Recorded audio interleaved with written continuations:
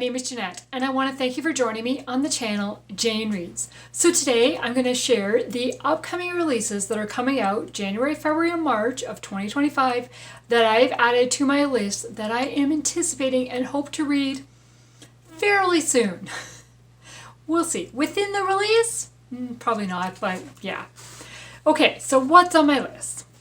The very first one, I'm excited to say I have an advanced reader copy for this one through NetGalley, and I'm so excited about it because it's by one of my favorite authors and it's part of a series that I am reading, and that releases January the 21st, and it is Serial Burn by Lynette, Eason. This is book number 3 of the Lake City Heroes series, and this time we are following Lynn, who was only 7 years old when a devastating house fire killed her parents and 2 younger sisters. Now she's the fire marshal of Lake City. Then the male main character is FBI Special Agent Nathan, because church fires are considered a hate crime and he works for the FBI, so he will be investigating that.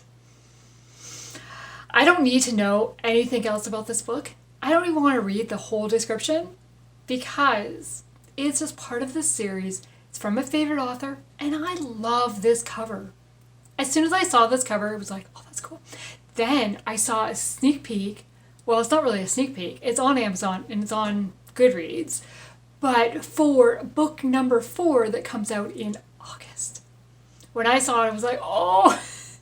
But let's get to book 3 first, okay? Okay. Also on January the 21st is When Stars Light the Sky by Elizabeth Camden.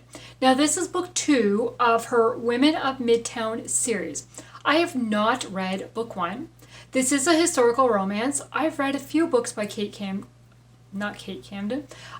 Camden, and I did really enjoy them.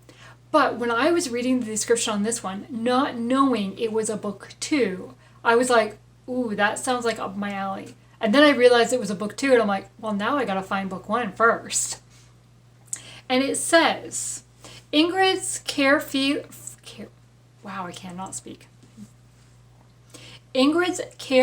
life in New York takes a dramatic turn when she sails for Berlin, Germany, to serve as a secretary for America's ambassador.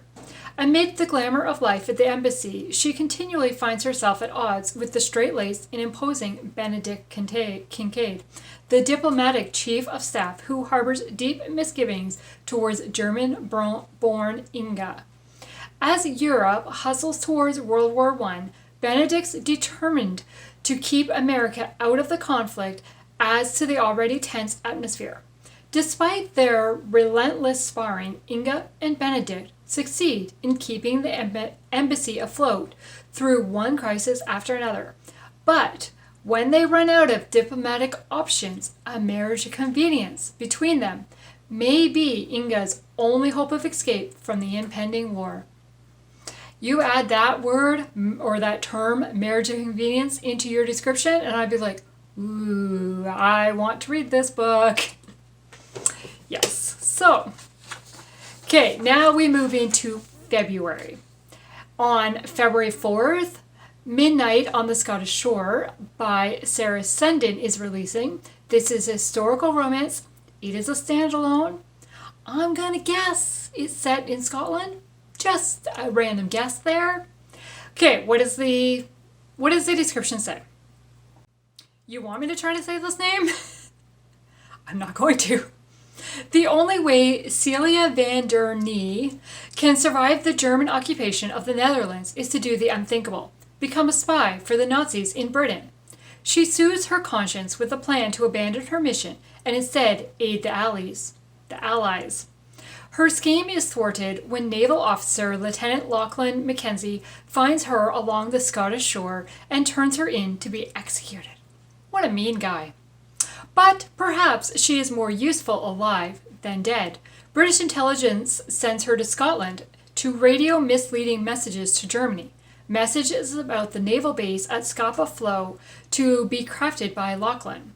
At the station in the lighthouse at Dunnet Head, Lachlan, and Celia must work together if the war is to be won. But how can he trust a woman who arrived on his shores as a tool of the enemy, a woman certain to betray both him and the Allied cause? I'm interested. And also coming out on February the 4th is Guilty Until Innocent by Robert Whitlow. This is a legal fiction. I am currently reading this month, so hopefully I enjoyed it, and I can tell you I've enjoyed a lot of Robert Whitlow's books, so I expect to enjoy this one. And it says, when an old case is reopened, two lawyers work to prove a man's innocence despite the odds stacked against them. After being fired from his last two jobs, Ryan Clark lands an associate position with a law firm run by his distant cousin Tom in a small North Carolina town. Over 25 years earlier, Tom represented a local man, Joe Moore, when he was convicted of murder in the deaths of a prominent young couple. Even though the evidence was circumstantial, Joe was high on drugs and doesn't remember the details of the crime. He never seriously questioned his own guilt, but when he was originally accused, not only has he adapted life in prison, but he has become a different person there and has a significant ministry to fellow inmates. But Joe's family remains unconvinced of his guilt, and they hire Ryan and Tom to file a motion to obtain Joe's release. The resulting investigation uncovers layers of dark secrets in the local community. It will result either in Joe's vindication or expand the number of people who should join him behind bars. So look for my review coming on that one before it's released, for sure, because I'm reading it. Okay, then also in February 14th, is Uneasy Street by Becky Wade. This is book number 3 in the Sons of Scandal series. It is a contemporary romance. This one follows Max, who is one of the brothers from this series. I'm not going to read the description because I haven't even read book 2 of this series yet. Hopefully before this one releases. Maybe. So yeah, I don't really know a lot about it, but I will read the last part of the description. It says, they'll have no choice but to confront their history and the undeniable spark between them, while living side by side on Uneasy Street.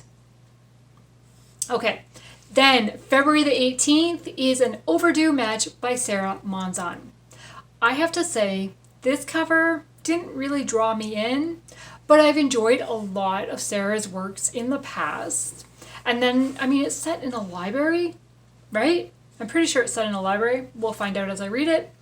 So it was like, okay, I do want to read this one. This one is book 1 of her Checking Out Love series. And it says, if the covers of every romance book ever published didn't convince librarian Evangeline Kelly that she isn't heroine material, her fiancé calling off their wedding when she lost her hair to alopecia did. But what's a girl head over heels for love to do when her feelings are unrequited? Matchmake, that's what. Armed with library patrons' checkout histories, she's determined to make at least one love connection, even if it's not her own. And then I'm not going to read the second half because I don't want to get too much into this book. I do have an advanced reader copy of this book as well, so hopefully I will get that one read before release date. Okay, and then the last book is for March, and that is Break My Fall by Lynn H. Blackburn. So this is book number 2 of the Gossamer Falls series. It is romantic suspense. I have not read book 1 yet. However, I have read the novella collection that she put out, came out November, and one of her novellas is set in Gossamer Falls. So it's not really part of the series, but it introduced you to some of the characters. So again, because it's book 2, and I haven't even read book 1, so I don't want to read the summary to really know. I don't want to spoil myself for any part of this series. So yeah, it's a romantic suspense. It's Lynn H. Blackburn. I've enjoyed so many of hers. I'm looking forward to it. So those are the 7, 1, 2, 3, 4, 5, 6, yes, 7 books that I am watching for or already have advance reader copies of a couple of them. 3 of them. That's not a couple, Jeanette, that's 3. Yes, so those are the ones that I will be reading for sure, and then I hope to read the other ones very quickly after a release date, around release date. We'll see what happens. So yeah, those are the ones that I am looking forward to coming out. What is on your list, or do you have any of the same ones on your list? I'd love to chat in the comments below. I want to thank you for taking the time to watch this video today, and I hope you have a great day. Bye.